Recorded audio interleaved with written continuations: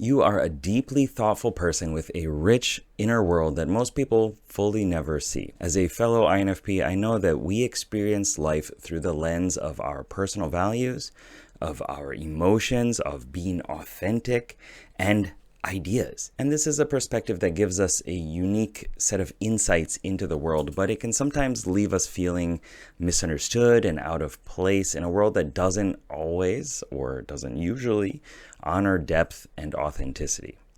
It's a mirror of what most people are really afraid of. And your sensitivity isn't a weakness, it's a superpower. This is your core strength of your personality, is understanding your emotions. And that ability to feel deeply and to understand the emotional nuances that other people miss is a rare gift that helps you connect with people on this soul level and create meaningful change. Your dominant function, introverted feeling, FI, what I call the soul, makes you intensely aware of what matters most to you. This soul part of yourself constantly evaluates experiences based on your personal values. It's always asking, does this feel right to me? Does this align with who I truly am and who I truly want to be? And this gives you this unwavering sense of conviction, a moral compass that guides your decisions even when it's difficult. It is very, very difficult to go against your introverted feeling. Now, also you have extroverted intuition, NE. This is the explorer part within you as a character within your psyche. And this explorer seeks possibilities and connections, and it's the part of you that really lights up when you get a new creative idea, when you see patterns that other people miss, and you're like, oh, I know that this thing's gonna happen. You connect the dots between things. It loves brainstorming new ways of looking at the world. This is part of your natural ability to delve into creative pursuits, to see connections where other people don't see them, and to be curious about the world.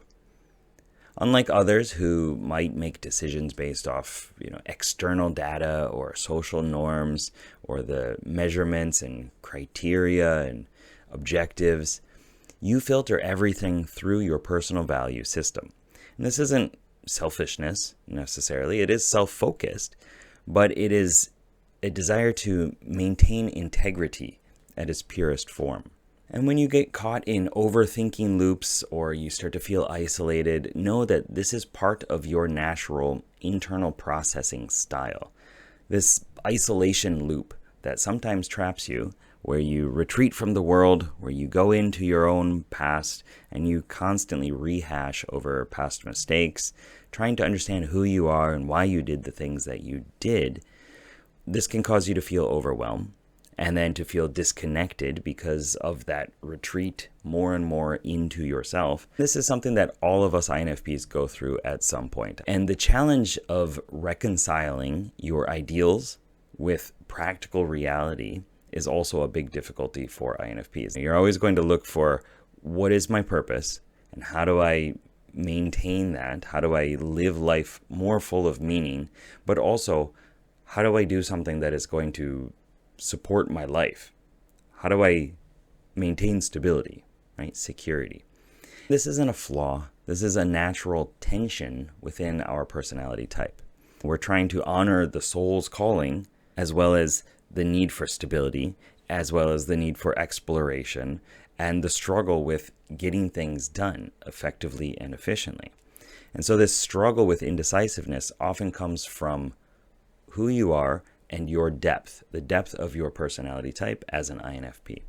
You're not shallow, you're not careless, especially in your decisions. You're constantly considering multiple different layers of meaning, of intention, of your values that other people always overlook. For other types, it's a lot easier to shake off things if you did it and it wasn't really aligned with who you are. It didn't resonate with who you are. But for INFPs, we cannot do that easily. We do something and then we're like, oh, that wasn't me. And we are fully stuck in that until we make sense of that puzzle. And that causes perfectionism. And that perfectionism is something that holds a lot of us INFPs back, and it stems from this awesome capacity to envision how things could be with multiple different options, multiple different pathways. And then we're trying to understand which way to go. And your hesitation isn't laziness. It's like having high standards for yourself. You want your life to work out to the best that you can make it. And if you go down this path, is that really going to fulfill you? And is that going to allow you to be resourceful enough and happy enough to support other people as well? And so as we are trying to decide which path to take, and we're weighing all of these options internally, intrapersonally, with all of the different parts of ourselves, it can feel like we are overwhelmed, and it causes this inability to act because we are trying to find the perfect path to go. Now, growth comes through finding different ways to express your authentic self, your soul, while still engaging with the outer world. You still have to relate to the outer world, and it is not always fun, I understand, but people do exist, and we do need to deal with people. And while you are being authentic, you're also going to want to bring in a creative component to that, some sort of self-expression. Now, I know a lot of us struggle with sharing what we create, but it is a very important part in order to get that out, to externalize it, to be able to communicate it better with other people. And it develops more self-awareness because you've communicated it. You've had to delve into, why is it this way? Why am I thinking about it this way? Who does that make me? What is a better way to communicate this? And you get a more robust and resilient understanding of yourself. And this is invaluable. But balancing that desire to understand yourself and to express yourself can be quite difficult. So what I've found that's been helpful for me is to embrace small and achievable goals that align with your values. So know that each step forward builds more confidence and more momentum. And then remember that perfect execution isn't required. That's not the goal.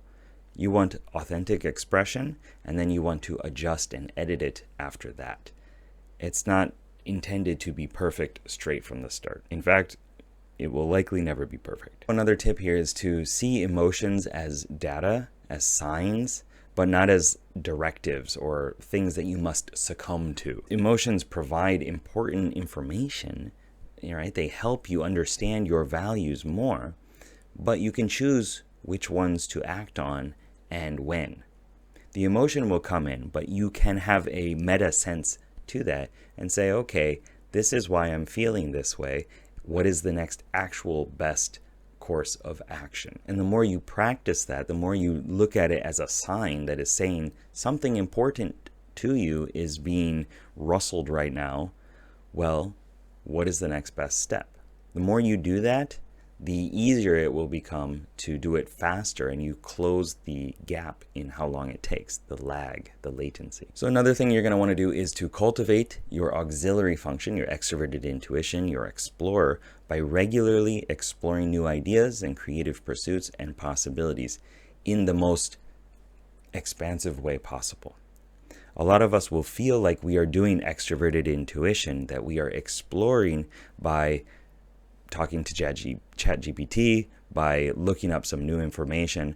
But what real extroverted intuition wants you to do is to fuse things together and create it and share it into the world. Create a new meme that other people can interact with. Create something that is going to have another impact on the world, and then another one and another one.